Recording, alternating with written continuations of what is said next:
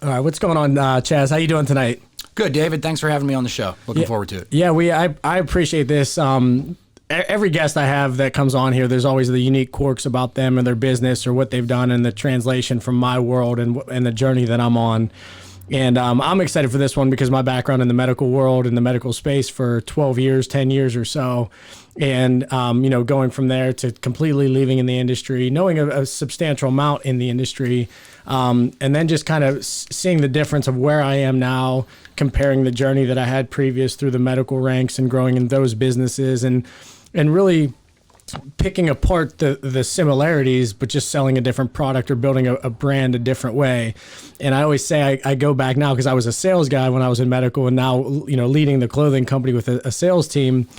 I see why sales rules were in place from a management perspective. I see why the marketing company or the marketing division hated the salespeople. So it makes it a lot easier to understand these things as I continue to grow. So I'm sure there's a lot of those parallels that you'll be able to chat through as we kind of go through your story. But I'm excited for this one. Yeah, you bet. It's a pleasure to be here and really cool to talk to you, not just from a get to know me standpoint, but get to know you and your business. And we'll probably share a lot of entrepreneurial ideas and challenges that we both face and how we can, probably you'll help me as much as I'll help you and your audience. Maybe we'll learn a thing or two. So I'm excited. Yeah, I think, we have such a unique and diverse audience and every week the numbers are getting greater. I'm actually excited. So today's the first episode with our updated. We're trying to figure out as we launch the podcast, the flow. And, initially we had it as the blue for the marketing side, as the dominant side. And now we're starting to just see, okay, it makes sense from a marketing perspective. It's no longer Chris on all the podcasts. He was in the beginning 3. And then we started transitioning to having different guests, clients, and friends of our business. And then we started shifting it back. So it's just even that evolving pace as we start growing different things. And all of the clients that we have and all the people that listen, there's such a variety. And part of the benefit of building this business has been to connect other business owners and other people. And our fashion show that we have, we're probably going to have it this year and would love to have you at it. The one thing about it is with the athletes, the celebrities, the business owners, everybody remains friends throughout the year after. And it's started to become an annual event that the same people or a majority of them end up going back and just continuing the camaraderie, which is really cool. And I think that's the best thing in business. Absolutely. Building relationships. That's what, we value relationships. That's what sells versus, hey, you're a salesman, you've got a territory. Well, I have a relationship with somebody in Phoenix. You can't take that away from somebody. Yeah. Yeah, and that's, we've been fortunate, we kind of talked about the marketing business that we have now, and, Chris still keeps in touch with a lot of people in the agency world where he previously was, and he said the one thing that we have that is so unique is the angle of the trifecta is my relationships are bringing all these new clients into the door, and it's just about the trust and all that stuff, and the name of the game is relationships. And as I've grown in business, I keep an eye on these motivational quotes and sayings and stuff, but they become truer and truer every day about your network and how much value and all that stuff. And it's pretty powerful because when you could trust somebody, there's endless goals that can come from that. Yeah, for sure. So, one of the things that caught me on, I listened to a few of your podcasts, and something that I would like to dive into maybe a bit more. It was on episode 4, and you were talking about driving around in your van, which I thought was cool, and I'd like to find out what happened to that. Yeah, of course. Thank you. You made a comment about some of the competitors that were maybe throwing some jabs at you as the truck guy or the van guy, and you made a comment about some guys that mommy or daddy might have gifted them a business. Sure. And there's a lot to be said for that. So I'm the assumption with that comment is that you grinded this thing from from a startup from your own sweat, blood, and tears, and Chris and your business partners, and I love that side of your story. And mine as well. That very humble background. My business partner, mom's a nurse and his dad's a janitor. That's awesome. My family. I come from a divorced household, and I'm blessed to have 2 dads, right? One of which is a union laborer, and the other one is an excavator. Were you young when they divorced? Yeah, I was 5. I was 5. So what to most is a very, could be an ugly situation. I'm the luckiest guy in the world. Yeah. Right. And so, but laborers, right? Small town. And we built something that some of our competitors started with millions of dollars, or a parent from somebody with something. And I had I had blessings as a child with awesome parents and all that. But the stories are probably very similar in scratching and clawing from the ground up. Yeah, and, I would never want to do it any other way, because I'm so happy with what I've learned along the way, right? And you look at different things, and we talked about the protein bar company that we're involved in right now and startup phase. And what I thought from that standpoint, what I've really learned about my life is the gentleman that's involved with us built a protein bar business for 22 years and then sold that. And now we're involved in the second phase of this. And he's in early 50s, incredible person.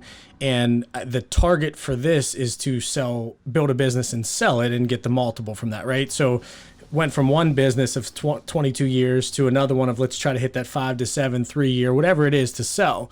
And I started thinking about it, and I was like, man, everything that I've been through from day one till today has been hell. But in a great way. It's a great, great way. And I look at it, and I'm like, man, if I had $2 million to start another clothing brand, how quickly I'd be able to take that and run with it. And the experience that I've gotten from every single mistake or every single failure, the stupid decisions or the careless things that you've done along the way, literally pave in concrete or cement or however you want a blueprint that you now know how to run a lot of different businesses, because they're all very similar. But what you get along the way with the scars is the education.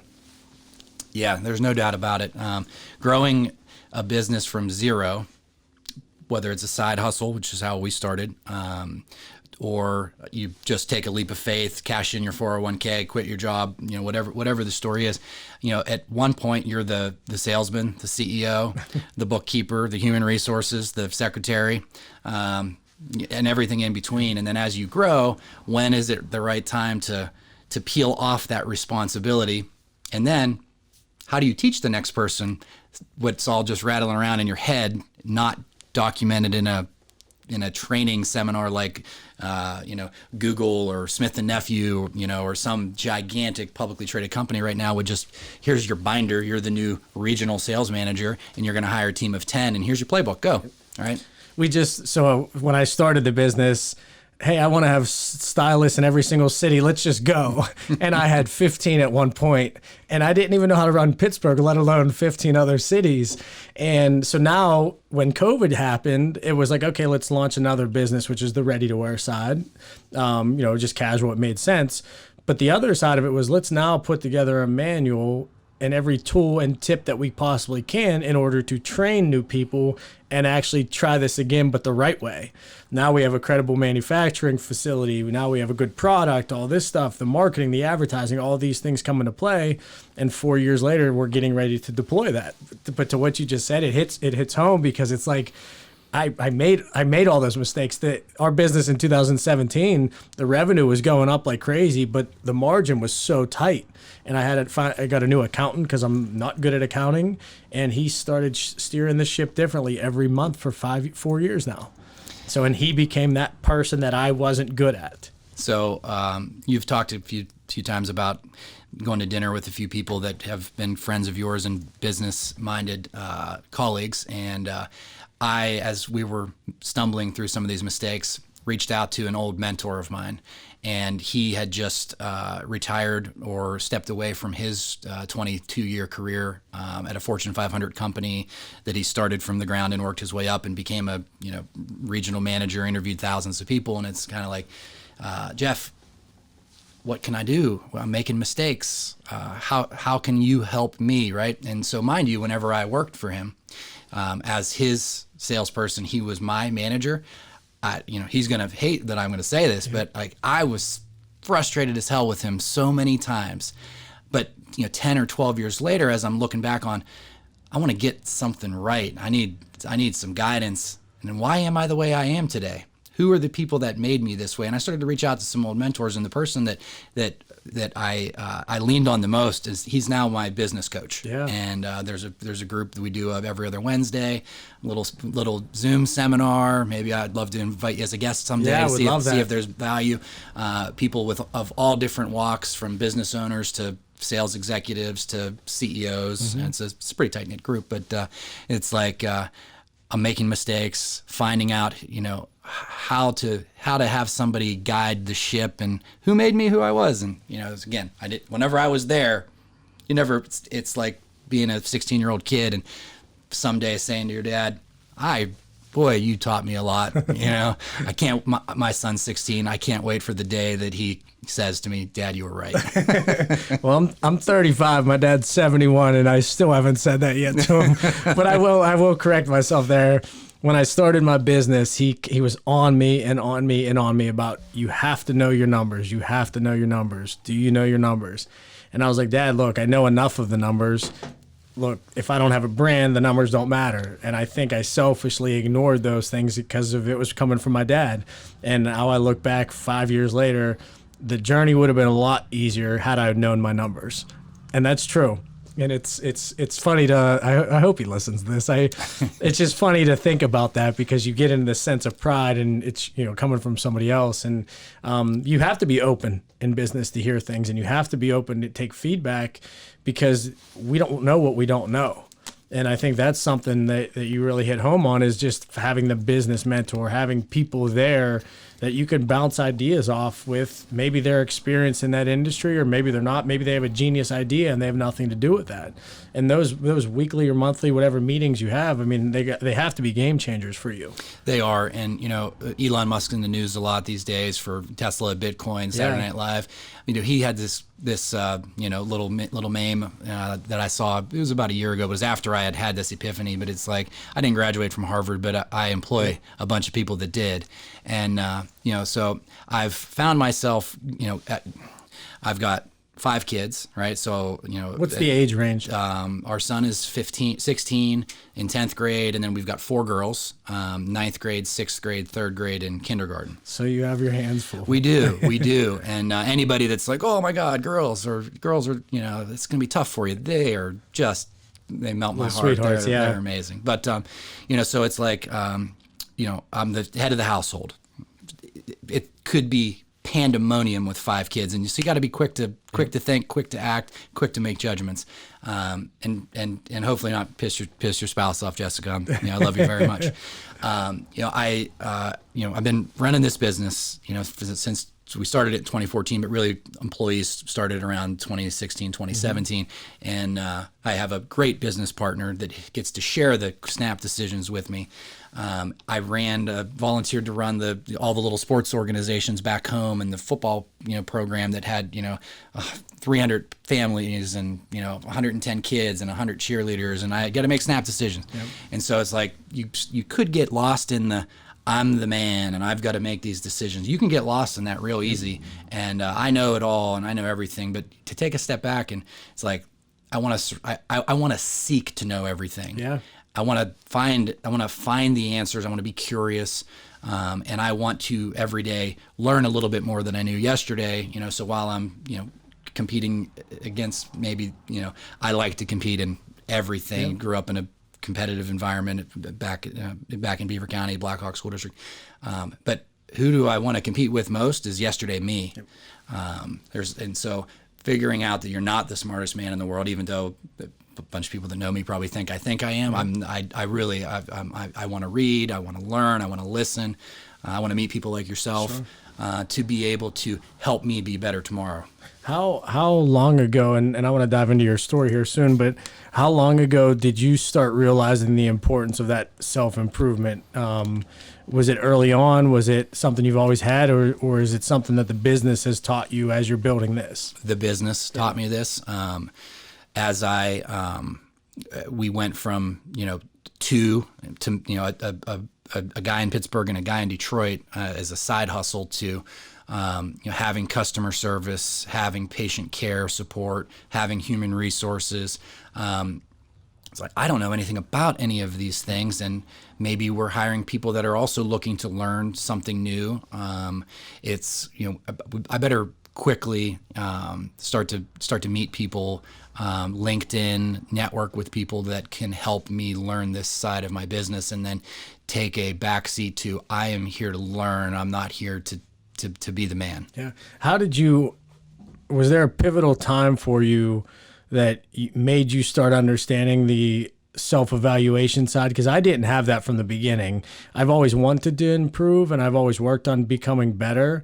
But as I've got to different levels in business, I think started turning it up and saying, okay, if I want to get to where I want to go, this isn't good enough. And then if I want to get to that next level, it's not good enough, because you start to see that the working smarter, not harder thing plays in, but it's also a lot of work. And even though you think you're maxed out or tapped out at different stages in business, when something bigger, better, stronger, more vast comes along, you still figure a way to make that work when you already think you didn't have any time or couldn't pull something off. It's just crazy, and not everybody can understand that. I think business has taught me that, and that's why I was curious. It's like at the end of the movie, whenever the twist happens, and like the flashback and all the things that you didn't see along, like the Sixth Sense, whenever he realizes that he's dead, and hopefully I didn't ruin that for anybody that hasn't watched it yet. It's been out long enough. Yeah, we should be okay. But whenever everything clicks at the end of the movie, yep, and you like go back, so what clicked versus all of the flashbacks, and so what clicked was we had to terminate a manager level employee, and we were way off base with this guy from the hire to the onboarding to the trust him because we hired him to be the manager, and we had a lot of great employees that fell underneath this guy that did it the right way and didn't sell him out. No kidding. Yeah, and it was after we realized that we made a mistake and had to unfortunately part ways. A bunch of staff members at this point finally came through and were like, this happened and that happened, and we didn't really know the right way, at your small business, and we didn't, it's like, was that the right way or the wrong way? Anyway, So it was a bad hire that turned into a bad manager. Just things that were going behind the scenes and just toxic overall from there. Yeah, I've always wanted a situation because I'm not a yes man. I've always wanted, whenever I was a 20-something and I knew everything, and I was a salesman and I got a promotion, and I'm a manager now, and the boss and the boss's boss. It's like, I know everything.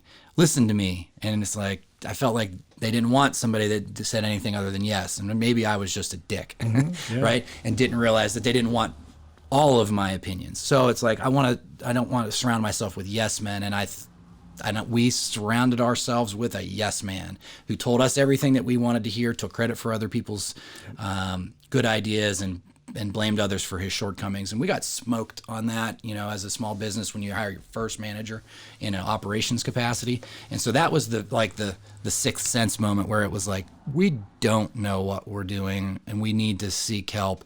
But all of the flashback moments, when I realized I need to read books. Yep. I was I coasted as a student through high school and college. Did you read much back then? No, not at all. Enough to get, enough to make my mom happy that I was getting the good grades. Yeah, enough to get the Pizza Hut pizza things that we got when we were kids. Yeah. If you read a little book or whatever. Yeah, and so starting to read books, and then all of a sudden, like, one of them changed my life. Rich Dad, Poor Dad, and so in my 20s, me and a friend from high school flipped houses, and while we both had really good jobs, we were doing well. We were flipping houses, and our friends in their 20s are like, why don't you come to the bar with us tonight? It's like, why don't you come with your 30-pack? We'll hammer some nails, we'll drink the same beer, and we'll make some money. Yeah. Like, we'll pay you to help us, right? Instead of you going out and spending money. And so Rich Dad, Poor Dad was really the first straw in the things clicking for me. But it was just a little side thing. I made, me and my buddy, we paid for our trucks. Yeah. That was cool. We paid for trucks. And so those books that I read along the way, but the moment of realization was when this manager situation smoked us. But going back to starting to realize that you need to seek knowledge. Yeah. So take me back to kind of where a lot of this started, and you grew up in the Blackhawk area. You'd mentioned just now about, building houses, flipping houses. Was that the first direction you went out of high school or through college, or, talk me through the early stages? And because I like to get this psychology out there from a decision standpoint to show, hey, here's where I am, at this stage of my life. And I started here, which is a completely different path, because I think the one thing that made me understand was how much control I have of my life. And I didn't understand that at all until I started becoming an entrepreneur and understanding that time is the most valuable commodity in the entire world.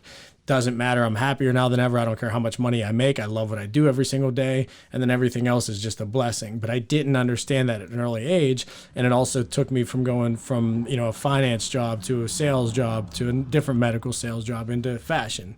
So, where did you start? Where did you begin? And let's start the story there. Yeah. So, I was a finance major in college, and what led me to that was, my aunt and uncle at one point were like, "We were not surprised that you're into that sort of stocks and numbers.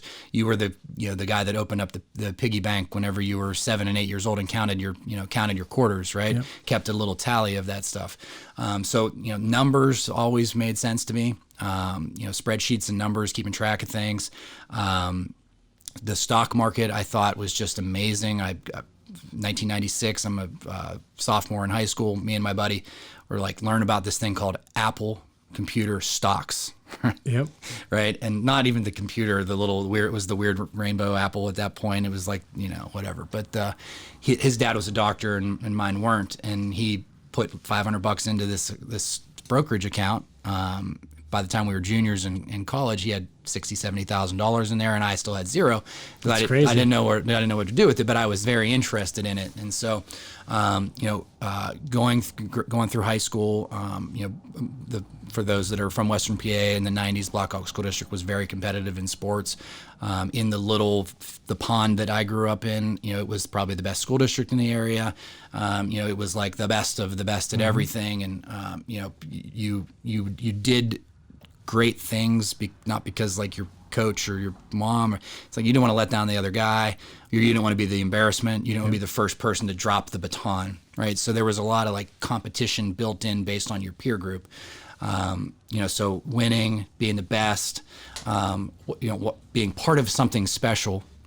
You didn't have to. I wasn't the quarterback or I had a teammate who was a 4,000-yard rusher, had all the records, and I wasn't the 4,000-yard rusher, but I was the cog in the wheel, right? I was if we were the Mack truck running everybody over, I was the shiny wheels. Absolutely, or something along those lines, while he was the engine, and so it's what can I be the best at? What can I win at? My own little thing, so love for competition, being part of a successful, sports program, inside and out. That really, it's I'm talking to staff members and employees, and it's I grew up in this environment where, we're 15 and 0, and then we lose in a state championship game. And it's hey, you won 35-7. What's your problem? Why'd they score 7? That's me, right? And so sometimes I've got to tone that down and be a little bit more empathetic first. Anyway, so I go to college, I graduate with a finance degree, and it's what do I do? Where did you go to school? Mercyhurst, up in Erie. Yep. Finance major, moved to New York and be a stockbroker. I don't know. I love Beaver County, Western PA, my family, right? I love my friends. I don't want to move to New York. I don't know anybody there. Be a guy that sells insurance to your friends and family. That wasn't me either, right? So it was a week before we graduate from college. We were out on the quad, beautiful weather up in Erie, hanging out. And this kid pulls up onto the lawn with a Lincoln Navigator with 22s. Yep. Those trucks were really popular back then. Yeah. Those were that was the cream of the crop for whoever's not around for that time. But that was the car. Who's this guy pulling in over here? Yeah. So it's my buddy Leo. It's his older brother Dan, and it's what do you do? He was 25, 26. He had the world, by its neck. And Dan, what do you do? Can I apply? Right. And so I applied. I got a sales job right out of. What did he do? Worked for a company that sold invention development services. Okay. So you have an idea, they'll build this company to build it for you. And it was didn't care what they did. And like an invent for help type company. Yeah. So right out of college, it's like, finance degree, gone. Whatever Dan's doing, be my mentor. I want, I'm not at all about fast cars and, expensive watches by any means, but I was like, at 22, I'm like, that dude's got it. So at that point, you just kind of, money wasn't a motivator or the allure of who he was or what he was doing. Obviously, that had to play into something, despite not being into those things. So at that moment, at that moment, and then later on in my 20s, it's like, who do I want to chase as an example in life if I'm going down this path? It's, the first person in my family to graduate college. Like, I needed to find some new role models. Yeah. My parents are amazing, and wouldn't be where I am without them, with the work ethic and the values. But then as far as like your work role models, it's like, I want to find some big shots, and I want to emulate what that big shot does, and maybe be a big shot myself someday. Did you know at that stage, through conversations with friends, whatever it may be, did you know that you thought differently than a lot of people, or were you all in the same discussions and everybody wanted the same things? I had a chip on my shoulder because some more of that too. Yeah, I had a chip on my shoulder growing up because, again, I felt like, you only know what you know, and it's like, I'm from this really successful little town in Western Pennsylvania that the school was the best. That, everybody drove the rich kids drove a Grand Cherokee, and it's like a pickup truck. And so I'm from a great place. I had a bit of confidence and swagger, from an early age and that side. But as it related to, what I would become from a leader of a family, leader of a volunteer programs, leader of a business, who would have known, right? Because I guess I asked that because, I have great friends at different stages throughout my entire life. And I'm at a point now where I'm just looking at things different and than I am from even my college friends, which some of them are, my greatest friends. And obviously I'm in business with two of them. But the larger group of people that I used to hang out with all the time, they were never really having those discussions of anything other than, they all probably do well, make a couple $100,000 a year, which is a great career. But it was never the $100 million company, $500 million company. And as I've grown in business, my circle's narrowed more, and not that those are targets from a financial gain. They're targets because I just want to accomplish more. So I have these ideas of different things that I think, the protein bar thing, we think we could do 500 million in 3 to 5 years, and they're crazy dreams to some people, but some people they're not. And it's like, okay, that's doable. Like, yeah, of course we're going to be able to do that. Right. So that's kind of why I asked is, I didn't realize that growing up either, and a lot of people thought I was crazy when I would say I wanted to do something. I just trust myself more than maybe other people trust them. A big moment is I'm 41 and Tyler's 16, right? So do the math. I'm 24, and Jessica and I are like, oh, we're having a baby. Yeah. And dad mode kicked in immediately, right? And I'd bought a brand new Chevy Avalanche after I got established in this first job, and it was sweet, 100 green. Yep. I mean, those Avalanches were just sweet back then, whenever they came out. And we're pregnant. That next week, I went and I had some friends and family in the car business. It's like, trade me out of this, and I want a Honda Civic. I'm going to spend $2,000. Good for you. It was like, boom, truck. Dream of wasting money on that kind of stuff gone. Honda Civic. Jessica, you're going to get this sport utility wagon. You're going to trade your car in, and we're going to get you something safe. You're going to drive around. We're going to figure this thing out. We weren't planning on having kids, and that moment really put me into like, I'm gonna, I've got other people to think about, dad mode, but really not just raising a kid, but like, I'm gonna be able to provide amazing things. My parents provided me with an amazing life, and if I'm trying to compete, maybe I want to do better than what my parents did for me, you know? So that was a big moment. But as I went through, I'm looking for jobs, big shots, and I want to have their job, this whole concept. And I'm going to have a side business that's going to be my other thing, like that's just going to pay for my vacation, the flipping houses thing. That was a side business. I was never going to become a professional house flipper.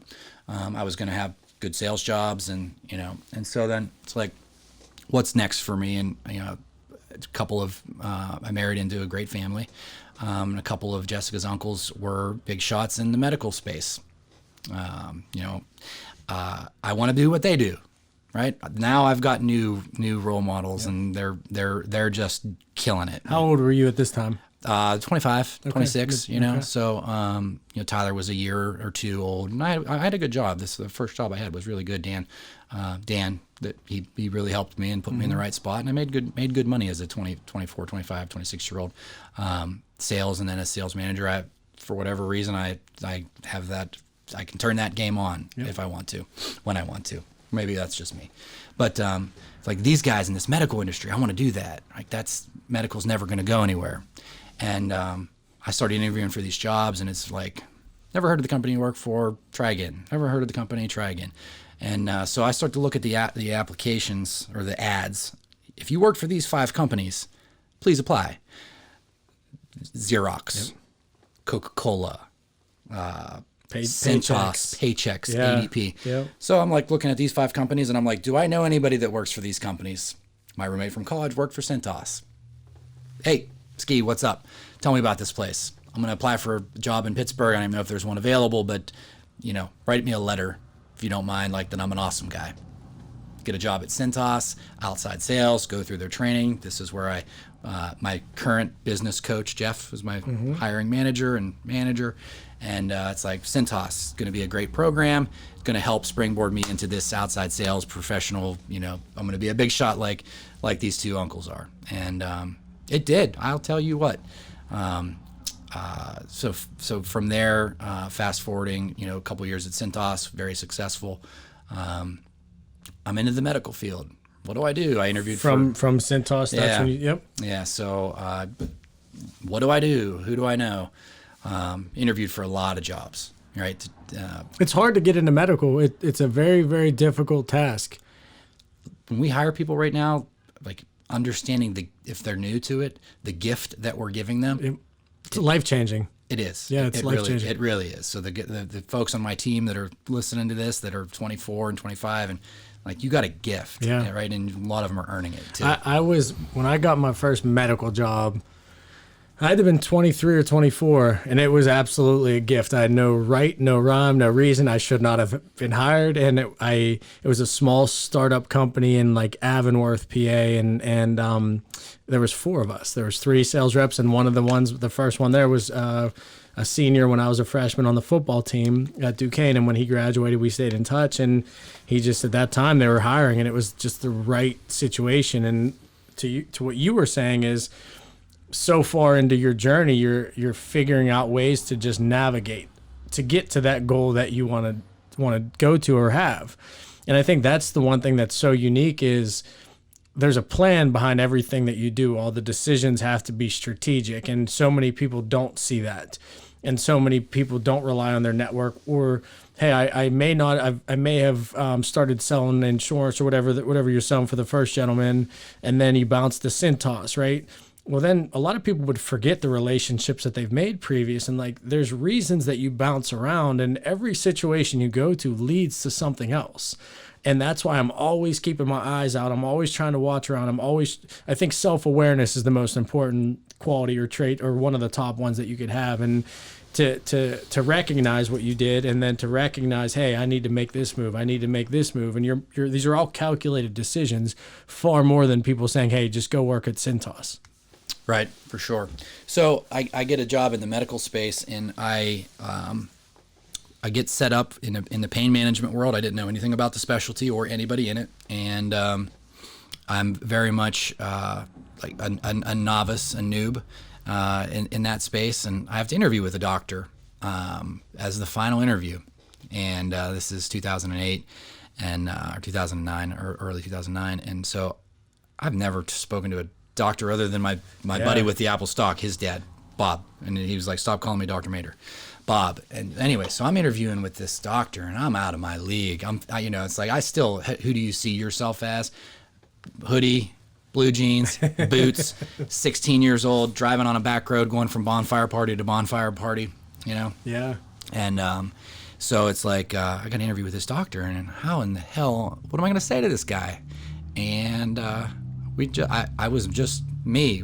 I happened to find somebody that liked guns in the same political party, and golf and kids. That he had, his daughters were just a little bit older than Tyler at that point, and it's like, yeah, I support you. Yeah. Right. And so anyway, so the job was helping doctors set up their own pharmacy in their office. Right. So, did you know at that point, whenever you got that job, that it really was going to change your life? I felt like I have arrived. Yeah. It's powerful. I got this. It was a big salary situation comparatively to what I thought was realistic for somebody like myself. But it had an intro salary, and then if in the first 6 weeks you did this, you got an extra $15,000 salary for the career. Yep. And be damned, there was no way that I wasn't going to get those 6 new accounts in that first 6 weeks. In fact, I should probably put this in our pay plan now. But it's like you get 6 accounts in your first 6 weeks, you get $15,000 added to your base salary forever. That's awesome. Who do I know that knows somebody that knows somebody that knows somebody? I turned into the world's best networker. Yeah. And anyway, so doctors with pharmacies, why that was a big thing and important.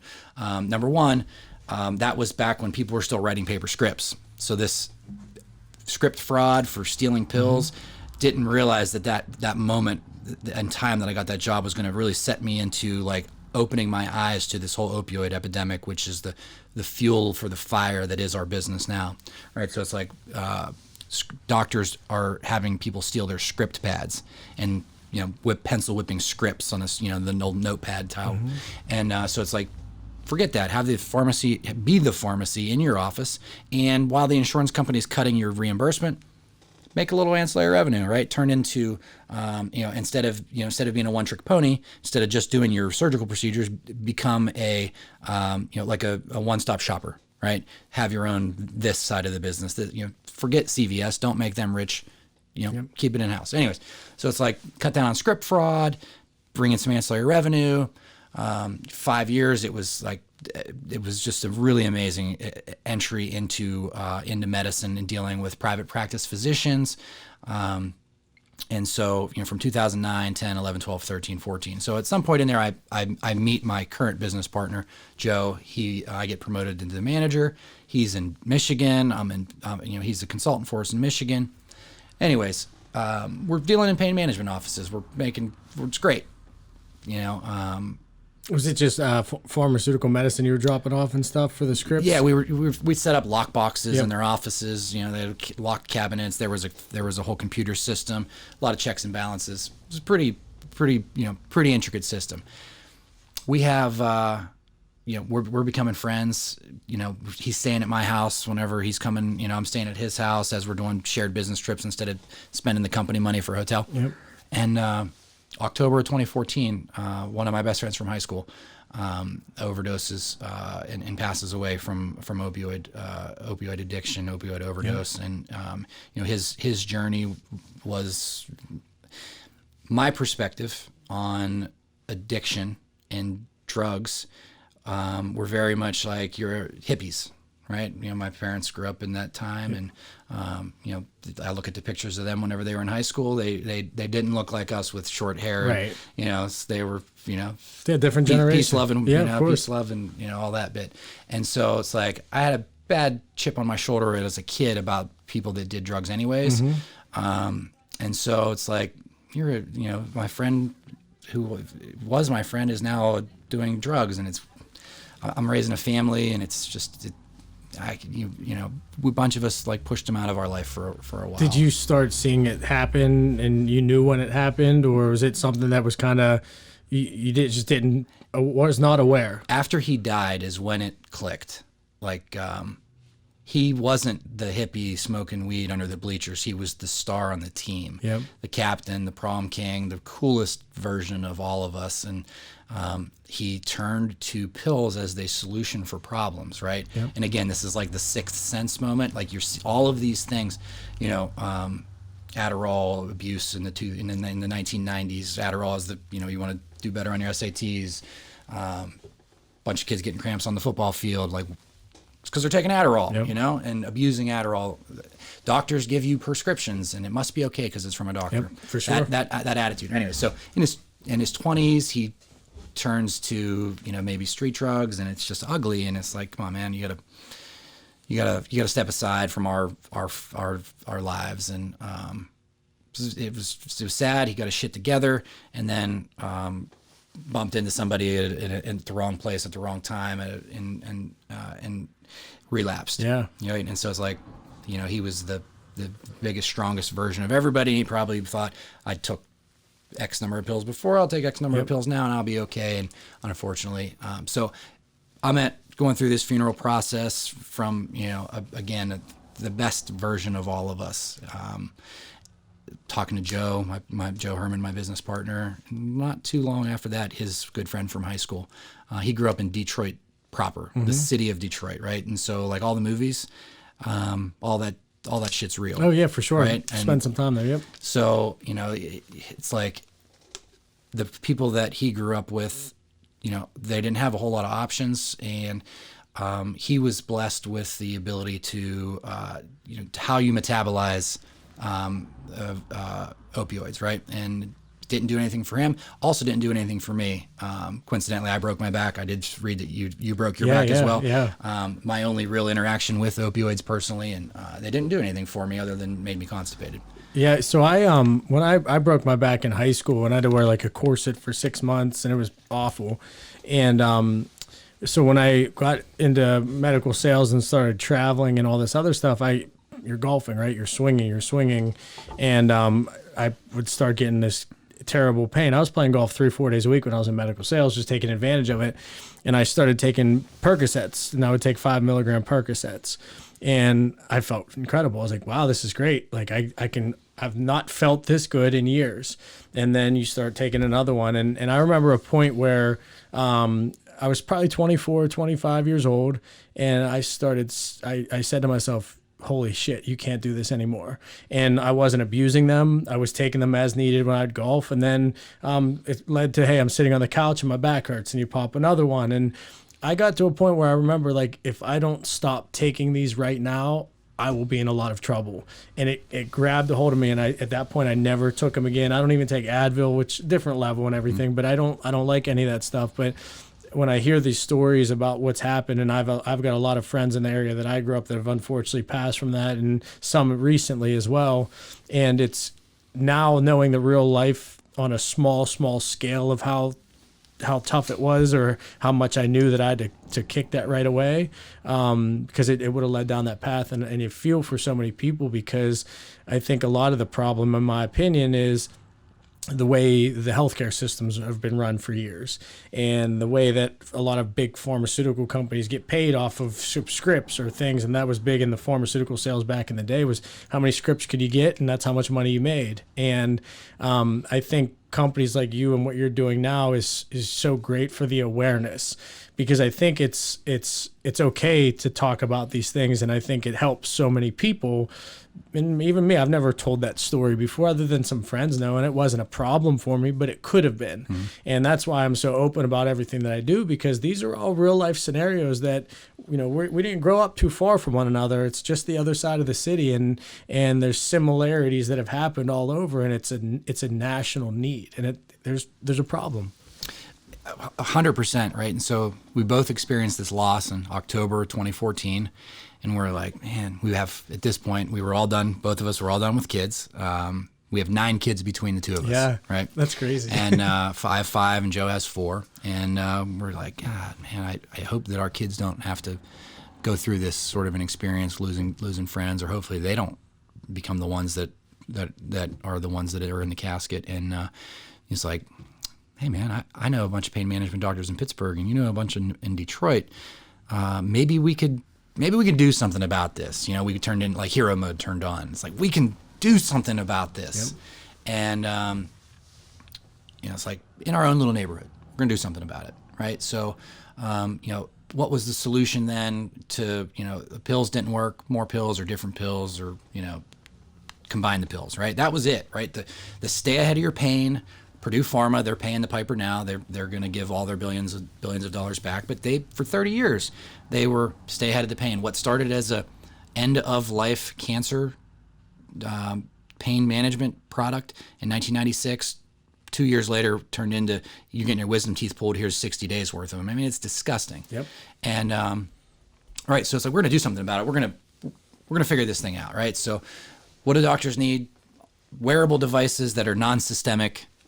You know, drug testing services to make sure that people aren't pill poppers or selling their pills. Worse than being addicted, if from a pain management doctor perspective, worse than your patient being addicted to cocaine is that they're selling your pills, right? So drug testing and wearable medical devices that are, a pill is systemic, right? You know that, but for your audience, you take a pill because you have a bad knee.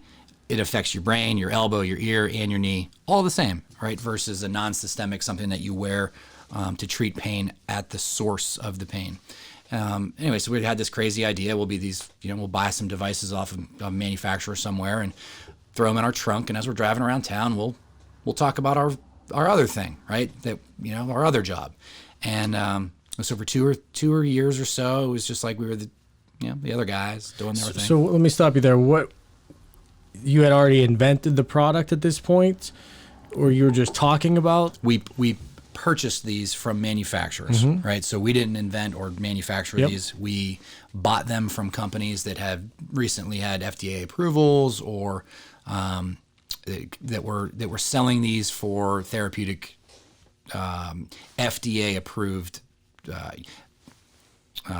edema prevention, pain management prevention, post-surgical rehab. So you can actually search through the FDA database for what's called a 510K approval letter. So Joe reverse searched to find products that fit profiles and needs that were in our space. So I like talking about the psychology of where your mind goes with this, because a lot of people that listen, they're trying to do something and they want to, hey, I have this idea, or hey, I have this want that I want to accomplish. So that's why I kind of try to break that down a little bit and get more of an understanding. Because going from, hey, I'm in this, I'm in the medical world, to now being really, really in the medical world with an actual product is a big step. Yeah. So was it something that, did you have to have funding for? Was it something you guys self-funded? Was it not much of a financial investment in the beginning? We each put $35,000 up front. Okay. I couldn't say where he got his $35,000, but I was fortunate enough to have the ability to get a loan from my parents, and we're going to help you get started into this venture. You've got 5 kids, and good luck. Yeah. And the day I paid that back, which actually was about 18 months later, and they were like, this wasn't a loan. This was a gift, and no way, no how. So I at one point I had to take about $9,000 from my dad, and I sent him the money. This was probably, it was the same thing. He gave me the loan. It had to have been 2017, and I knew he didn't want it back. But I was like, no, this is, I signed up for this. I don't want a freebie. I don't want a handout from anybody. And I think that was when I sent him the money back. That was one of those, like, holy shit, he doesn't need this money. He's actually doing okay. And it's cool to hear you say that, because, it's not even an option to keep it. I want to pay it back because I want to do this the right way. And when you're building a business and you're doing these things, you leverage the relationship with your family. You leverage the relationship with your friend. Fortunately, we were both in a situation where somebody in our family was able to give us a loan.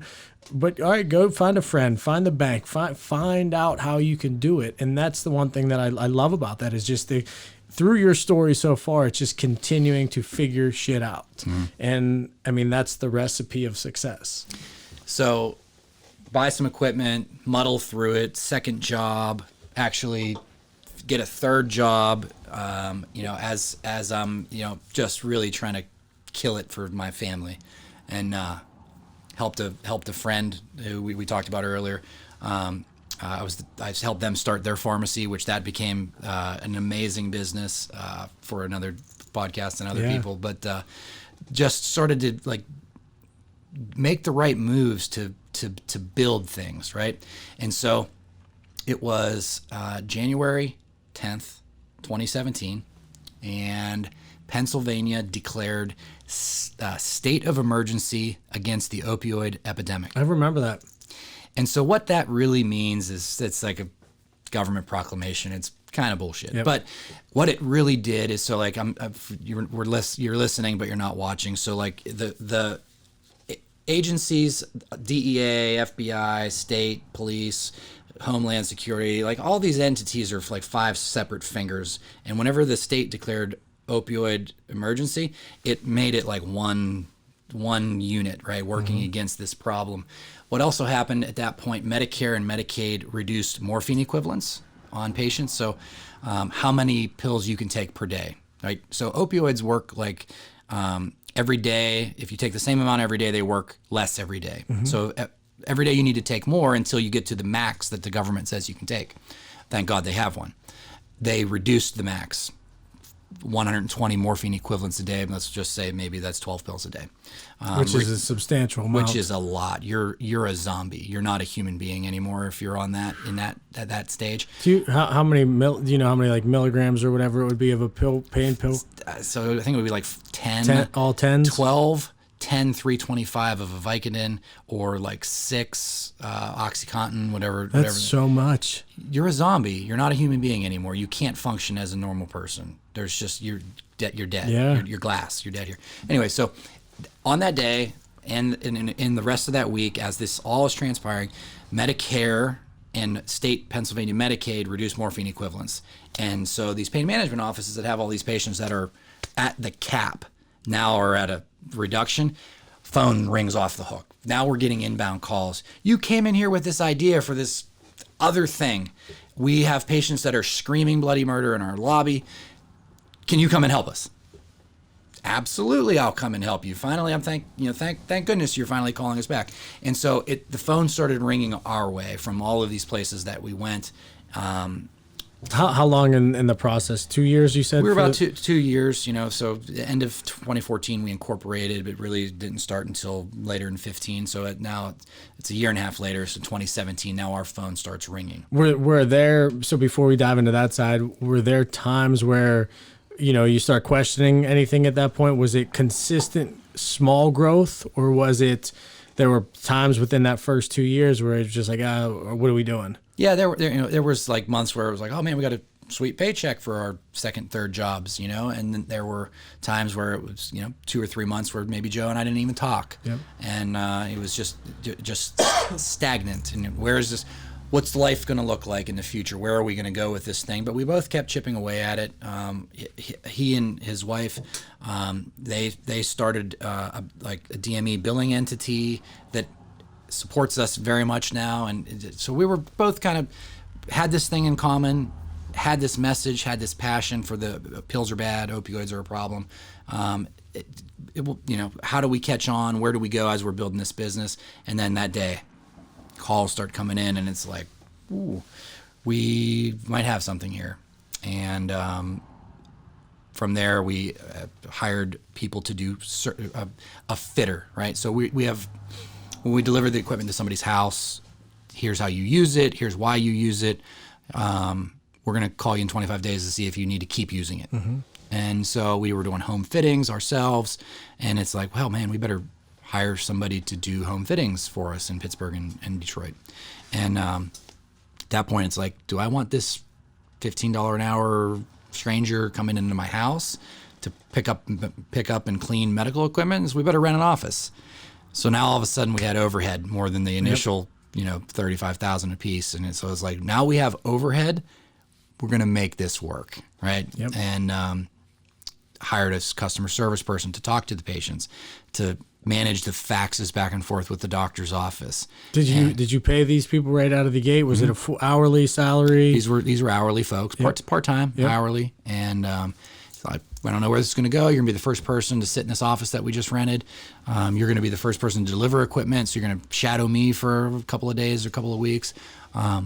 the best experiences I had with this job from a feel good storytelling perspective is when I was actually doing the in-home patient fittings myself, doing the delivery and then the 25-day re-up calls, and hearing people. This guy Willie, leave his last name out. Knee looked like a marshmallow. Had jacked up on pills. 25 days later, I go and I actually did a survey, but also had to like replace the fluid in the machine. And he's like up and about and got a golf club in his hand. I'm like, Willie, what are you doing here, man? The best I felt in 20 years. Thank you so much. Right? I'm able to play with my granddaughter. I went golfing twice this week, but don't tell my insurance adjuster. No kidding. Right. So the in-home care part of it, right, was just really amazing. And as we hired people, that's the one thing that's, well, it takes a lot of time, right? Of course. But the stories and the passion, that we heard from this. So, anyways, we're to fast forward a couple of years. On top of this, we need to hire a customer service person and we need to hire a fitter. We decided that we want to go outside of Pittsburgh and Detroit, and we're 60 employees in 17 states at this point. The alternative to opioid message, the bad actors have been put in jail. Purdue Pharma, doctors that were scripting for the wrong reasons. And then the doctors that are left are very much being educated by their societies that look, I know for 30 years we said, stay ahead of your pain, take your pills as prescribed. Mm-hmm. Now it's make the pill the last resort. And we were at the right place at the right time when the wrong things happened in this country, and had passion for it, and have really turned this into a very special situation where the best part about owning the business, helping people, but providing jobs for people is really cool. Yeah, of course. I think that's my favorite part about it. And used to be like, if I hit the lottery, what would I do? Coach football, maybe buy a tractor with an excavator bucket on the back and dig ditches and make whatevers. If I hit the lottery now, like I'd start another business and give people jobs. And so it's kind of like, I already hit the lottery.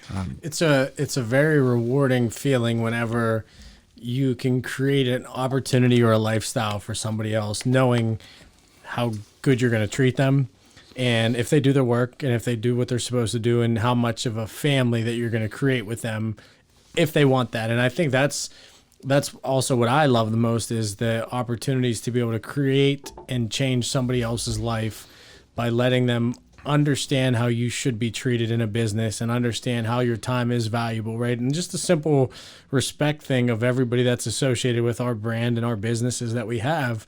And we have such a cool community of people now, and that is the rewarding thing. And everybody else that we hire in the future, we want them to fit in with all of us, and we want them to know, hey, if you come work with us, it's fun. Like, this is, you don't hate Monday mornings. You like look forward to Sunday. It's like, oh, I can't wait to do this thing on Monday.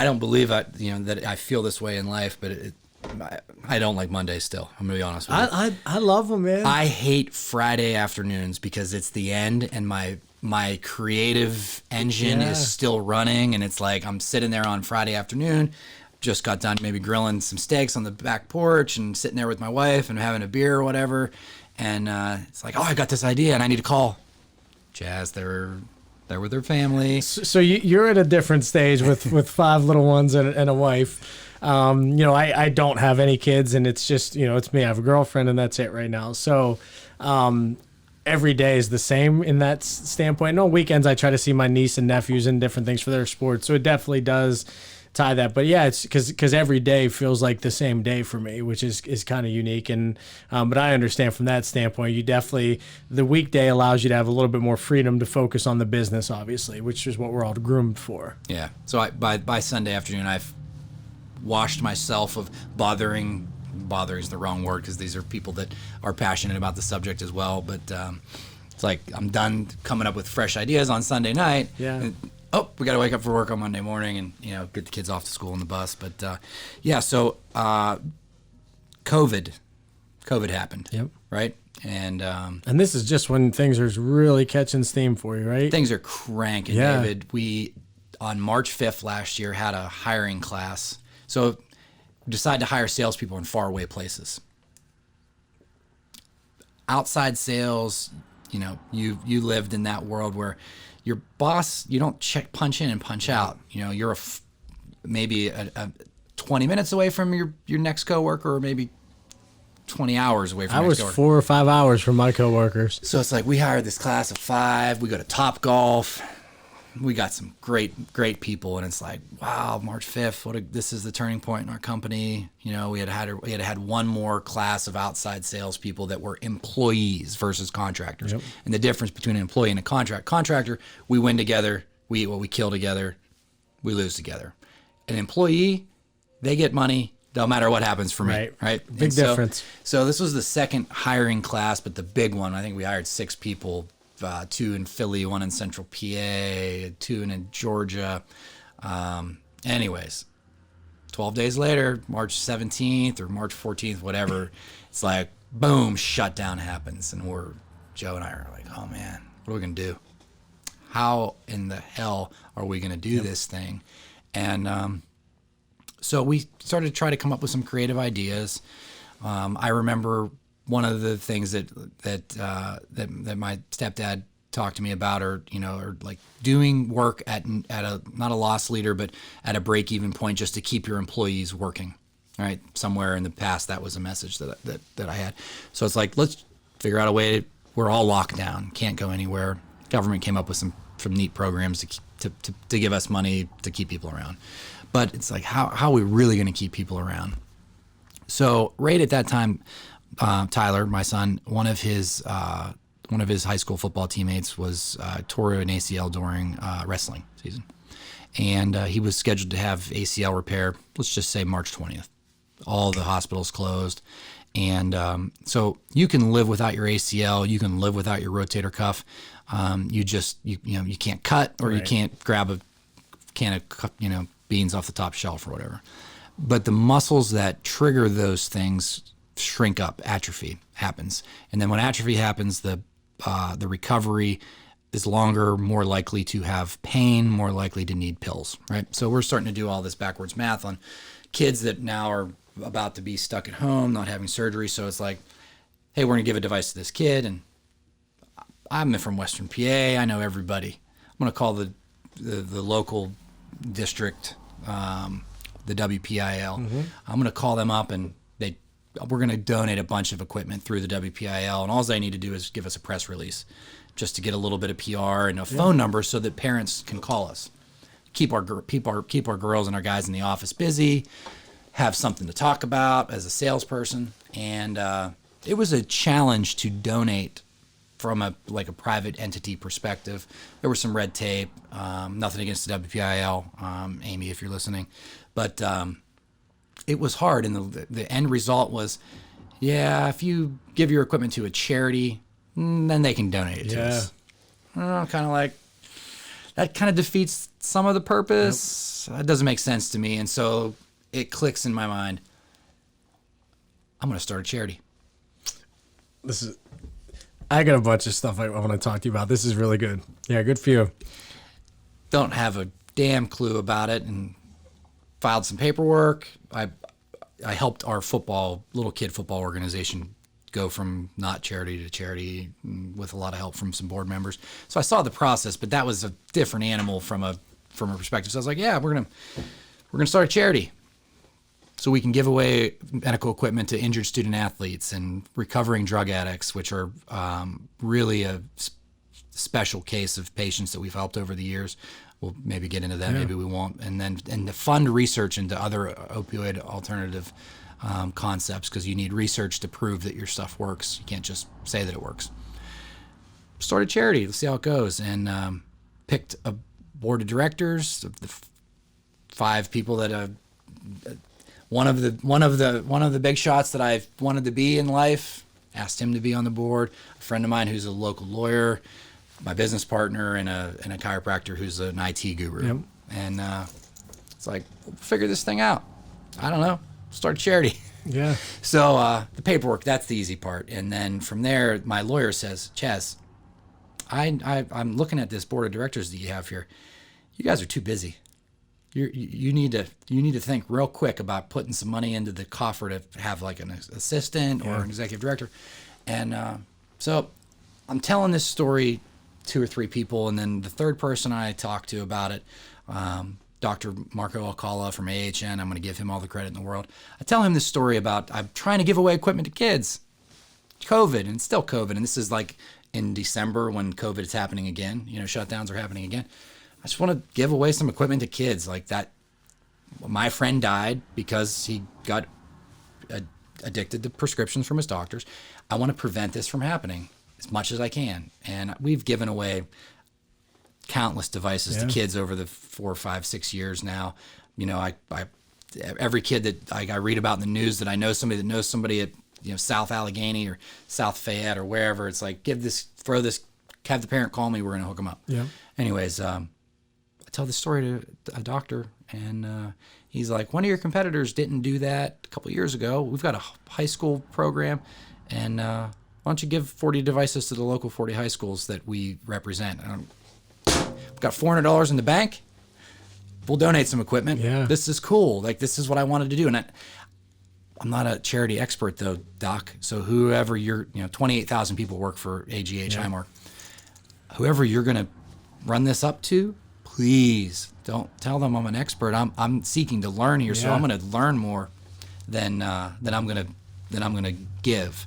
And the folks over there at AHN they taught me a lot, showed me the ropes on how to give, and it's just like the amount of good things that have happened back to us from this, what I call this very small donation. People that aren't me are like, it's a big deal what you did, Chaz. But it's like the amount of return givers get, it's just crazy town. Yeah. Maybe we wouldn't be having this podcast if that story didn't happen. I didn't tell Krista this story. I don't know, but we're private business owner, entrepreneur, president of board of directors of a charity, and it keeps getting better, right? Yep. So you had a few things that you want to dive in on that. So we every year we have a fashion show in the fall, and we pick different charities to work with, and we try to get a couple kids from Children's Hospital to walk in the runway, and it's the coolest thing ever. And every year we've just had issues with donations and partnering with different charities. And well, if you give them money here, you give, you can't do this, and all the rules and regulations, and all you want to do is help, which is just crazy. So hopefully Chris is looking, because as you're talking, I'm like, I wanted to start a charity before, and we're just at a point now where it just makes sense to do that because we just give to as many people as we can. So I may actually be picking your brain on that if you don't mind, because we're going to do our big event this fall. And then every year we're going to try to do some other stuff. And it sucks that it's that hard to give to people, especially these large organizations and institutions. But I also get where they're coming from, that they have a system of checks and balances and all that stuff. But the biggest thing that you said there is how much you get back. And I always tell people, I try to help everybody I possibly can. I was driving today, and there was a kid that was selling T-shirts on the side of the road in Carson Street, and he tried approaching the car, and he just tells me his story. I was like, I'll buy a $25 T-shirt to help out, right? And like, it's just cool to do things because gestures in today's world are just so missing. And I think whenever you genuinely want to help somebody or just want to support somebody, it goes so much further than anything. And we've built our business and our brand for 5 or 6 years out of just gifting things to other people and helping people and wanting to really change other people's lives. And you don't do it with an expectation of getting anything in return, obviously. And you hope that the good faith or whatever you want to call it comes back to you. But it's crazy. It 100 times, if not more, comes back in your favor. And then it just makes you appreciate giving and how important giving is. So I think it actually comes full circle with the human element there, right? And it's a cycle of, if you continue to give people, you're going to continue to get things in return. And that thing you may get in return is literally just seeing somebody else smile or say thank you, or knowing that changed their life. Because little gestures like that are bigger than people realize. And not yours was obviously not a little gesture, but buying a T-shirt or anything little, it's it's the most powerful tool as a business owner. Yeah, the people that we've impacted with our company over 7 years, and we survey all of our patients.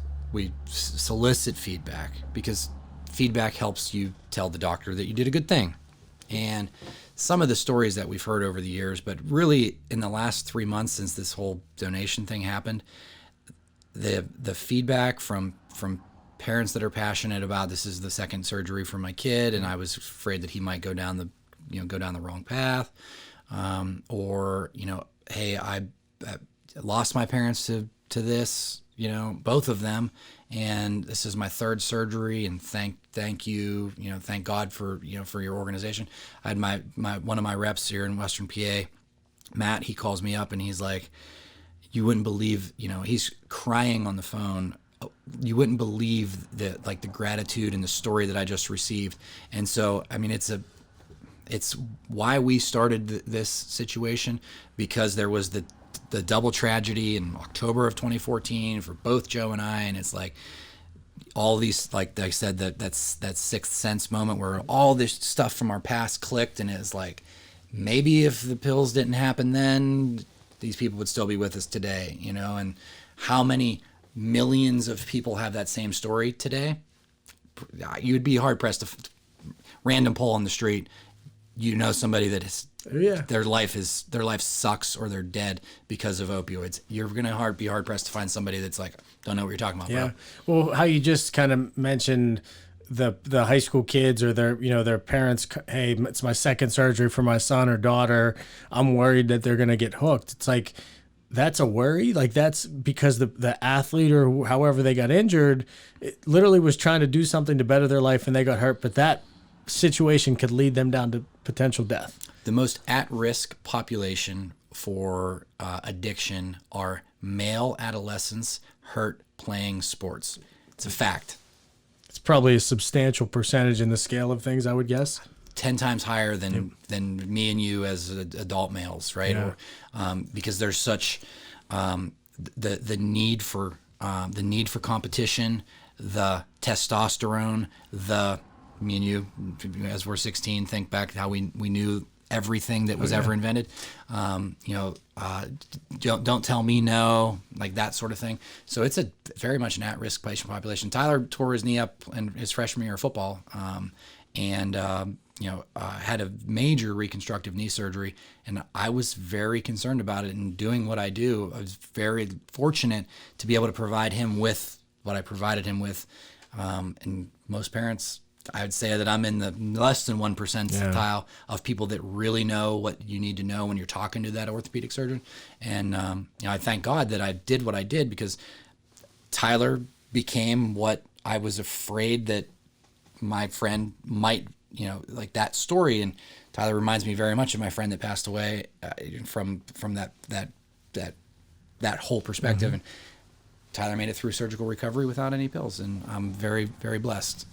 Jessica and I got in a big fight that day, and the nurse still wanted to give us pills, and it was just like, I got this. Yeah. Right. I'm not a doctor, but I've got this, and I'm passionate about. You can't become addicted to something that you never try. Yep. It's not possible. Yeah. 5.6% of people that are introduced to opioids for the first time will become dependent within the first 5 days. Yep. Think about that. It's 1 out of 20 over 30 years. How many surgeries, how many people got introduced to opioids over that 1996 to 2017 period? Just think about like one little hospital in Beaver, Pennsylvania. It's freaking insane, man. The medical community's come a long way to swing that pendulum back. Are they proactively still pushing against it, or are there more rules and regulations underneath of that whole distribution side? Rules and regulation from the government down. The MD, the DO, the PA, the NP, the upper level practitioners, every time they go to a conference, continuing education, I would bet 50% of the seminar is about opioid interaction being bad. Yep. Where I think the medical community could still do a better job is the mid to low level practitioner and office staff that may have interacted with the 30 years of the pharma rep that says, take your pills, stay ahead of the game, to make sure that they're aware of it as well. But from the top down, the government and the Pennsylvania Orthopedic Society, the Pennsylvania Pain Society, the national organizations, they're doing a great job educating. Doctors are really educated at this point. You'd have a hard time finding an orthopod, a pain management doctor, somebody who's going to interact with that type of a drug, not understanding the consequences.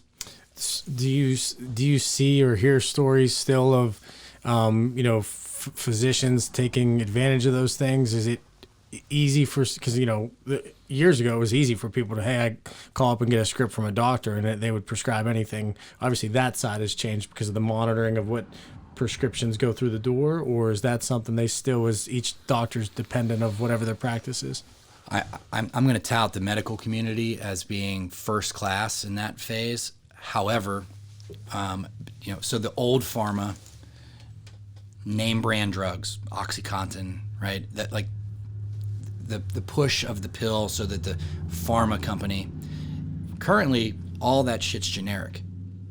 $6 a month for the rest of your life if you're a Percocet, Vicodin. That's insane. Now, insurance company and insurance policy. What's the path of least resistance for the insurance company that's beholden to the stock owner or the board of directors? You can give somebody who's 52 years old, who's expected to live at 70 to 73, $6 Vicodin for the rest of their life. 6 times 12 times 21, that's $1,000. Keep them on Vicodin versus trying some new tech that might be a couple thousand, or a surgical procedure that's tens of thousands to fix that procedure. So at this point now, it's not big pharma. I think it's big insurance that may be influencing decisions. So the doctor, the MD, the DO crowd, the PA, the NP, these folks are well trained. Yep.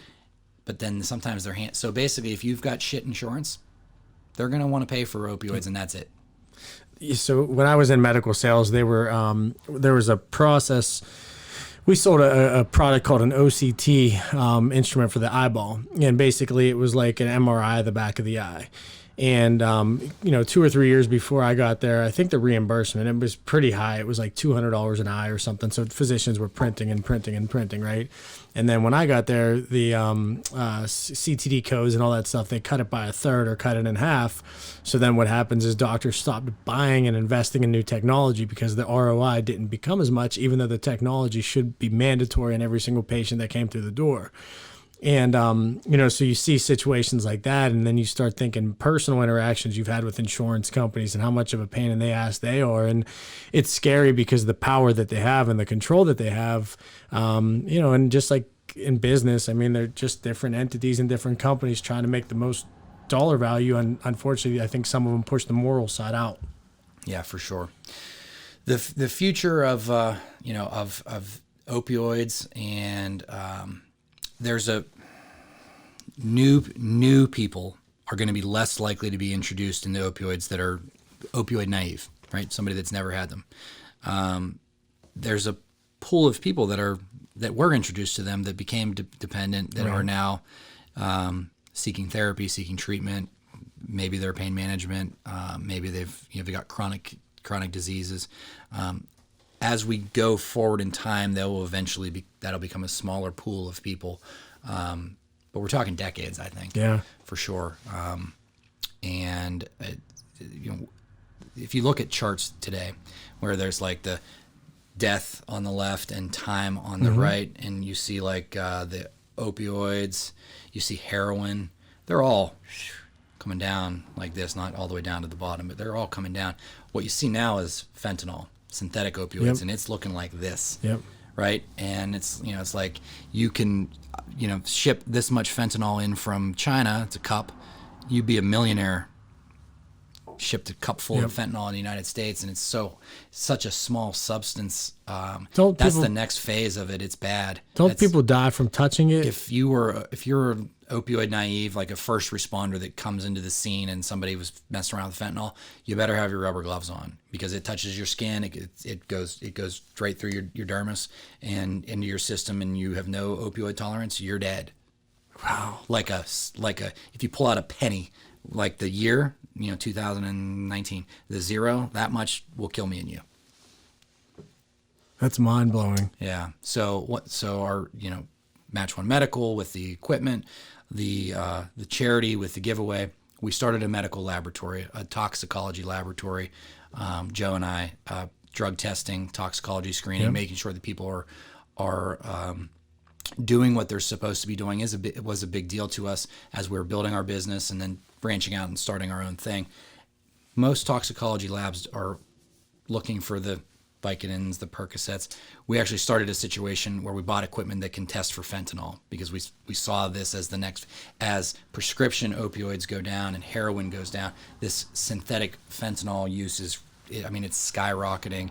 And this is where I interacted with Rocco, your lawyer friend. It's, we bought this equipment, we started this medical laboratory, and it's like we want to look for fentanyl related product, all the things that other labs look for, but we want to have this panel of this special fentanyl panel because we see this thing coming, and so we've trademarked it Fen X. The Roman numeral X is in 10. There's 10 different subsets of fentanyl that we're looking for, that we're trying to separate ourselves as a differentiator in that space. Yep. So it's like little old Blackhawk me. I own a laboratory at this point. Crazy. How much of what you're doing at this point is literally about fighting and stopping the opioid, and how much the addiction and obviously now the fentanyl side of things? That's the passion behind this, right? It's the how much you sell a year doesn't matter anymore, and it probably never really did. Obviously, there's a goal to make money as you're doing this, but you could just hear as you're talking about it, man, like that stuff is so irrelevant about the journey. The relevancy is, can we kick its ass, and can we win, and can we help save people's lives? So, one of the themes on an earlier podcast that I heard of yours was, finding a need and filling that need with a product or a service. We saw the opioid thing because of firsthand experience, and then we saw the fentanyl thing through not personal loss, personal experience, but through industry awareness before it's a news story. Fentanyl this is bad, this is coming, this is easy to manufacture. It's not, you can't regulate it from the DEA, you can't regulate it from FDA because somebody's making it in a lab, and a little thimble full of it is going to make you rich if you sell it to somebody that's going to sell it somewhere. And we saw this need to make a boutique lab situation that would be looking for this thing in particular, right? And if you don't know that you need to look for it, there's a lot of people that are naive to it still. And I think we're trendsetters in this space. The big labs, the LabCorp and the Quest Diagnostics, billion-dollar companies, they're not even looking for this stuff. Yep. They don't understand it yet, and our opioid space, this passion for this very special subset, has made us aware of it, and it's I think that our laboratory is going to be something very special in that with that fentanyl, that Fen X product line, to really make doctors aware.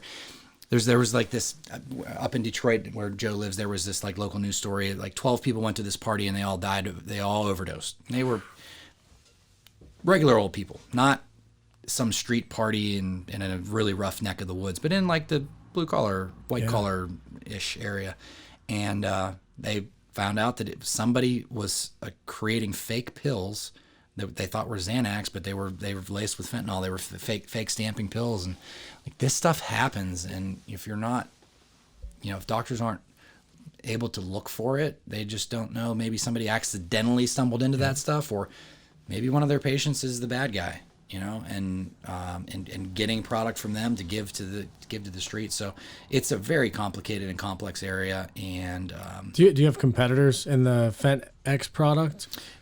So it's in general, it's toxicology screening, right? So testing cups of pee or cups of saliva or a Q-tip filled with saliva. Testing for fentanyl. I'd say half the labs that are out there just test for fentanyl, but then you get into the subsets of fentanyl. So a speck of fentanyl, like on a penny, is what would kill me and you. Then there's carfentanil, cisfentanil, norcisfentanil, acetylfentanil. These are basically compound by 10 in reverse smaller. We wouldn't even be able to see the compound for acetylfentanil. No. For the most part, as we're going through our approval process with the government, we can't find places to compare ourselves to. And it's really, again, back to the Elon Musk, surround yourself with smarter people. We've got a great lab team, and we had this idea for something, and so now we're trying to present it to the market as something that's different versus what they're accustomed to, right? So it's a new idea. How cool is that too, though? Like, from a visionary standpoint, and I see through my lens of what I've done to kind of understand what you're trying to do, and you're seeing an opening with this, and it's like you could be the one that revolutionizes the world and saves a lot of people. And now it's a race to how do we get there the fastest? How do we get there doing it the most proper way? And while launching a really great product and company. And that's exciting. That's really exciting. Nobody's ever put it to me like that, revolutionizing the world with this thing, but that just gave me like a rush of adrenaline to hear you say that. Yeah, man. Yeah. It's just because look, everything you do in business, I get happy for people because the feel of business and succeeding there's nothing better, because that's when you understand that you control your own life and you control your destiny. And the minute you have that is the minute you have power. So I try to look at every opportunity that enters my life, and I try to look at every situation to see how can this benefit my future, whether it's taking care of other people, whether it's helping me succeed, whether it's helping somebody else succeed. It's not necessarily about me, but it's my immediate environment, meaning can I connect somebody? Can I help somebody? Can it help me? Is there something else there? And so I see where you're at this stage, and just starting my business 5 years ago, and to see what the successes you're having with the other product that they obviously go simultaneously together with is cool, because it's going to be faster and it's going to be more of an exciting run, because I think you're going to have leaps and bounds of success early on with this, knowing the importance of, and I think the important side of it, meaning it's a topic that people are actively talking about. Whereas in the past, these things weren't known problems, right? The last 10 years have really become a discovery that these are all real life problems. Now it's a nationally or internationally known problem, and you could be at the forefront of something pretty miraculous, it's awesome. Yeah, it's really, really cool. Surprised that I'm here. Right is the right word. I'm going to a breakfast meeting in Harrisburg, state capital, in June, and I invited a couple of doctors that are customers of ours, and I showed them the flyer and what I had in mind, and they said they'd be honored to be my guest. Yeah, and it's like, you are a very important person in the world and in the medical community, and you're gonna be honored to be my guest. And I'm just like, I feel like I'm living this. At certain points, living this dream, like, am I here? Is this happening to me? How I got here, the story, I understand it, but like, I still don't believe that I'm in this space where I'm able to interact with physicians and doctors in this way that, again, this hoodie, jean, boot wearing kid from the country is able to do these things. Yeah. I mean, that's the one thing that just changes the life and the expectations of what you want to accomplish. And like we talked about early on, is you just gear up for something new now. And that's what it kind of comes down to. So, I don't want to take up too much more of your time. What I'd like to get across here is to understand the product itself a little bit more, right? So I think explaining exactly the product, how it works, maybe a little bit of describing what it does for people too, because I think I want to make sure the listeners and potentially the people watching, but more so we have a bigger listening audience, understand really what this product is to a T, because it's cool. So we've got two distinct devices that do two different things in the wearable space. So the goal is to block pain receptors. So we have got an E-stim electrostimulation device and a thermal compression therapy device, 2 separate products. So in the E-stim space, what you're trying to do are 2 things: block the nerves through sending electrical shock waves through the area, the body, and stimulating muscle pump to bring in fresh blood flow. So you're not just tricking the nerves into thinking they don't feel the pain anymore, but you're tricking the nerves into the pain receptors, but you're bringing in fresh blood flow. And it's like the concept of garbage in and groceries, or garbage out, groceries in. Yep. Right. And so pumping blood. And so it's a wearable device. I hate to even compare it to TENS machines, but everybody that's listening has some knowledge of what a TENS machine is, whether you played high school sports and you got to sit on the athletic table and put the little sticky electrodes on your back, or you bought one at CVS because you're an adult and your back hurts. But so neurological muscular electrical stimulation, NMES. And so the device does both of those things versus just one of those 2 things. It puts it in a very unique space. And what our special sauce is, most healing happens while you sleep, right? A lot of good things happen. When you're a kid, you grow while you sleep. So all these devices, as the frequency is going into your body eventually becomes numb to it, and your body starts to adapt and change to that frequency. So I'm not going to get too medical or technical here. And so manufacturers design these things to turn off because it stops working. And it just turns into a wasted electricity, wasted battery. So 20 minutes, 30 minutes, 40 minutes, 50 minutes, whatever, they turn off. And so most of them, they just turn off and away you go for the rest of your day, or you turn it back on. When you're sleeping, that's really the key to healing. And so our device has a sleep mode button, and it gives you 8 consecutive 20 on, 40 offs while you sleep. So you get all of the benefits of the fibroblast healing while you sleep in 20-minute cycles, 20 minutes on and 40 minutes off. You do that below sensory so you don't shock yourself and wake up in the middle of the night, right?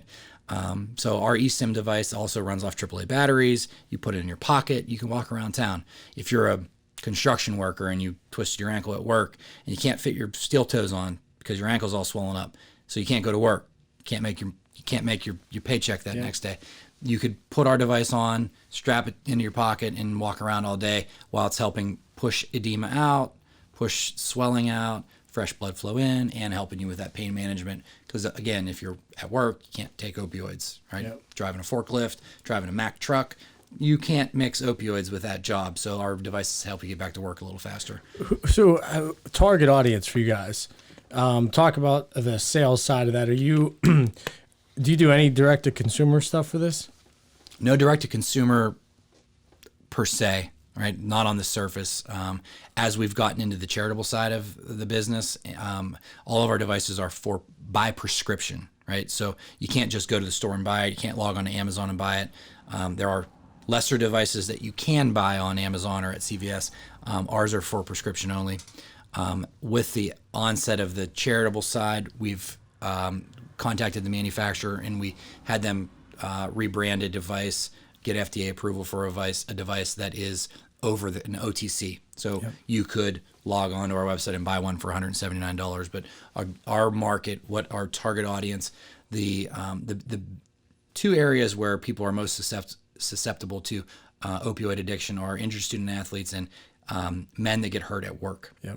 And so the work comp population, injured workers, that's really our bread and butter, helping those patients get back to work faster. Insurance likes us if you get people back to work faster.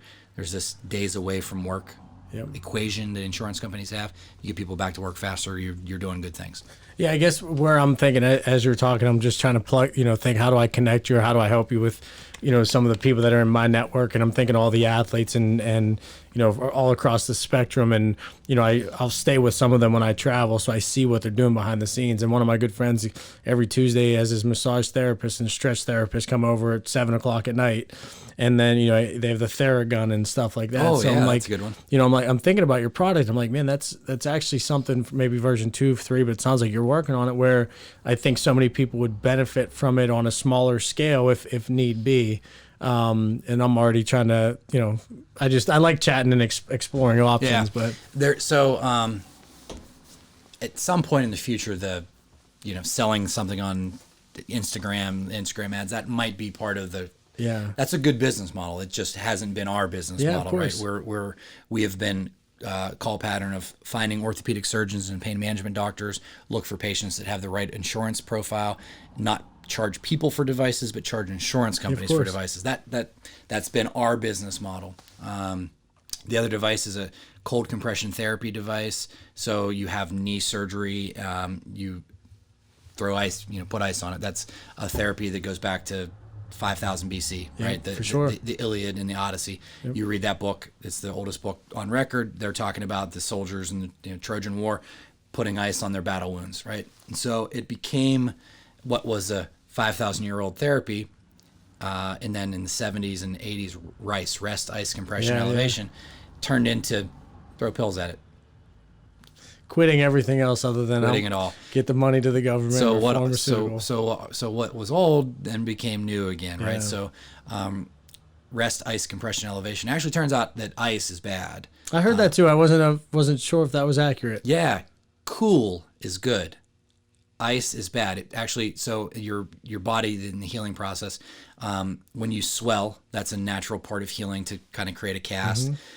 You got to get that swelling out, and so it comes in through the blood, but then it's got to go out through the lymphatic system. And as you freeze, the lymphatic system shuts down, and so then that blocks it. So, like, I was a pitcher. In high school, and I played baseball in college, and it's like ice your arm, ice your elbow after your shoulder. Well, you're actually shutting down your system by icing it at that temperature. Cool is good. No kidding. Actually, exercise and blood flow is what's really good. Yeah. And so,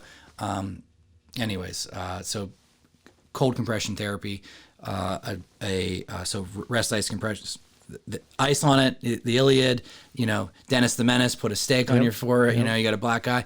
Rest, ice, compression, elevation. Now it's these cold compression therapy devices that you had knee surgery, so underneath your knee, your warrior knee brace, you put a compression sleeve that connects to a compression device with instead of ice, a fluid pump that has a cooling chip and heating chips, so then it cools your knee, circulates cold water.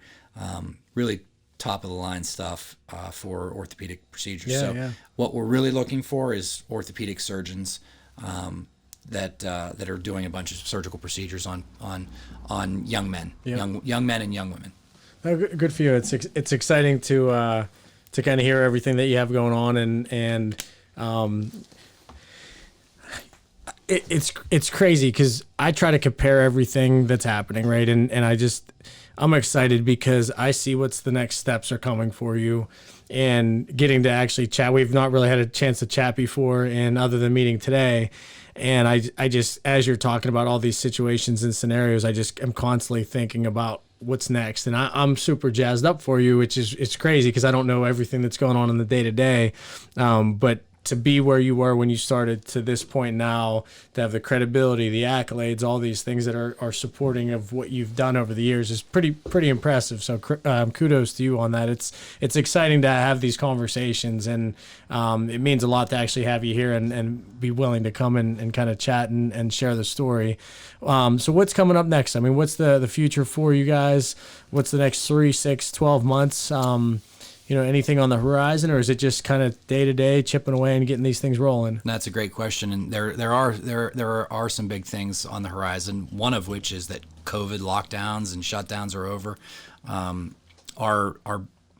How we grew our business is through in-person conferences, paying $3,000 to get a booth, and then flagging down doctors. For the last year and a half, that's been over. And that's been a big part of our business growth. And, we hired these reps. So conference season's coming back. That's exciting. Yep. We hired a manager in Denver with the express idea of growing the West Coast. So we hired a guy in December with some industry experience, and our goal was Denver, you can fly to Seattle, Honolulu, LA, Phoenix. So we've gotten some business in California, all four of those places: Seattle, California, Hawaii, and Arizona. Just hired a full-time person in Arizona. I was talking to my wife about this the other day. It's like, man, why do I want to hire all these people in all these faraway places? Because maybe I'll go and visit. I'll go and visit and spend a day. And travel's just so damn hard. Yeah, I know. I went out. I've gone out to Colorado a couple times with Francis out there, and Jessica and I went skiing out there last February, but right before COVID, and it was like, I'm gonna go to Colorado again. We were working the whole time. There was no time for fun. Other than you know what? I do like to see new things. Well, I was going to say to change up the scenario is just awesome, especially obviously Colorado is going to have snow in the winter, but getting out to Arizona when it's 10 degrees here and going there in January in the 50s and 60s is a nice change. But you're right; it traveling keeps you fresh and young because you're seeing new things all the time, and that motivates you. It really does. So as we've grown and added employees and divided responsibilities, on my business card it says owner/director of sales, and as we've grown, that director of sales, HR, customer service, deliveries, day-to-day sales. The director of sales is, I'm still passionate about teaching other people that we hire what I've learned and what has gotten us here. And so it's like, I feel like that part of my role, owner, I added that on my business card so that whenever I go to a meeting somewhere else, it's really neat whenever you're like people that know you from home, that watched you grow, that maybe still see you as the same way that I see myself, versus then I go to a meeting out in Philly and it's like I'm this kid's boss's boss's boss. Yeah. And I'm talking when normally a dinner meeting with a physician is like you're talking shop, and he's probably bored, and instead we're talking about benefit packages for employees and all of the government stimulus stuff that was going on. It really puts me in a different situation to have different conversations with prospective customers of ours, and that's been really neat. But this director of sales concept to keep teaching, teaching people and providing, as we create these jobs for up and coming sales professionals, to be able to provide some kid somewhere with a job to break into medical sales to change his life. I mean, that's pretty cool. I interviewed with this kid in Indianapolis, and he just this week graduated from IU, Indiana University. And it's like, why in the world do you want this job? Why do you want to be a salesperson, but medical salesman? Forget medical salesman. Why don't you be a salesperson? There's so much rejection involved in that. You got to be super confident in yourself, and you got to be able to turn the page. And 2 yeses out of 10, that's 8 failures out of 10, and you're going to be successful. So why do you want to get rejected 8 out of 10 times? And why do you want that as a job? And the answers that you get, and it's like, this kid said, my buddy's older brother, he's a success in medical equipment sales. And I'm like, boom, that's me. Resonates with you. Leo's brother pulled up onto the quad with his navigator, and I'm like, boom, I'm hooked. And so he said the right thing. He had no idea that he was passing my interview. But what a joy to teach other people as it's like medical sales is a young person game for the most part. Relationships are for older people. Knocking on doors is for younger people. And I'm just super fortunate to be able to share how lucky I am with the person in Indianapolis that's going to break into the industry. Whatever. It's like that's a cool part of my director of sales. I'm gonna keep that forever. I think. Yeah, for sure. Well, I think that comes down to a reason why you start this is to change people's lives, change your lives, and change your family's life, and that's where the motivation comes from, and that's where it all stems and starts. And now it's how do you build something and lead by example and leave that legacy behind to somebody else, which we have one shot around here for 75, 85 years, whatever the number is, hopefully, and with one chance to do that, you want to do it the right way. So I guess kind of in closing here, how has your life changed? What's been the most amazing part about this whole process? What's just been the biggest reward that you've had from this? Providing other people, including people that I care about and love, jobs, good jobs too, changing their lives, right? I have a family member that started off as a $10 an hour employee, and I'm harder on people that are closer to me than strangers. Right. And starting off a brother-in-law as we'll give you a try. We'll give you a chance, not a gift, a chance. You're going to do this $10 an hour grunt work, right? Clean equipment, bottom up. He's the most successful salesperson in our 17 states right now. Yep. To provide a job and a future for people that I love and I care about is the most rewarding part about this. I look forward to the next person whose life I change, who this industry changes. It's crazy, right? Changing somebody's life and how many people you can impact and influence by having an idea, filling a need, and being passionate about something. So that's it for sure. So I think kind of that's the perfect way to fold things up here. Everybody that I've talked to consistently throughout everybody's story, oftentimes it comes back to helping other people and just understanding the value of the time, the day-to-day, everything you're putting in. But when you put time in and when you don't take shortcuts and when you bust your ass on a regular basis and you do things that are good, you're good to society, you treat people well, you do good things, and you start building a community around an idea or a product. And then at that point, it's just the level, how big do you want to take it and how much enjoyment do you get out of it? And each phase in that side of things, you get more enjoyment or you get a different side of enjoyment out of that. And it's just really cool to hear that, because I live my life with the same morals and philosophy as literally, even with Krista, who you've been working with, is like, I get more thrill out of seeing her succeed.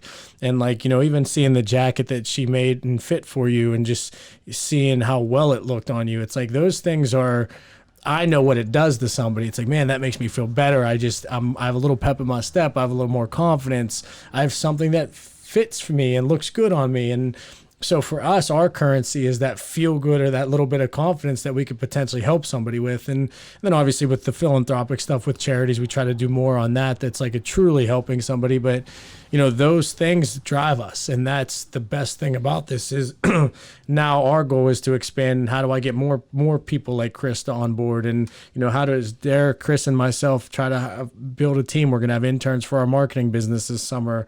We're looking at some other projects we're launching, but it all comes down to building a company culture, a team culture, which stems from within the entrepreneur person that's starting the business. So again, kudos to you. This is really cool. Chris is probably mad because we've been in there so long chatting, but no, this is awesome. I appreciate your time. It's really, really cool to see. I'm glad we finally got to meet, so now I can bother you and check in with you fairly often because I'm excited to see what you have in store. So we appreciate you being here. This was a good episode. Yeah, thanks. I'm super excited to be part of your network now, and as we grow and continue to build businesses together, I'd love to share more time with you and share ideas. For sure. And any athletes or any parents or anybody out there that, you listen to the podcast, obviously, and it's a cool product. So we'll put all the information from your businesses in our show notes. I'm going to do a couple Instagram posts next week just because I'm going to actually reach out to a handful of people. So we'll talk offline on that and see where I could certainly help. But I appreciate you. Thank you so much. This was an awesome episode, and thank you guys for listening and following along. And we can't wait to kind of get this out next Tuesday and keep things rolling. So thanks for tuning in, guys.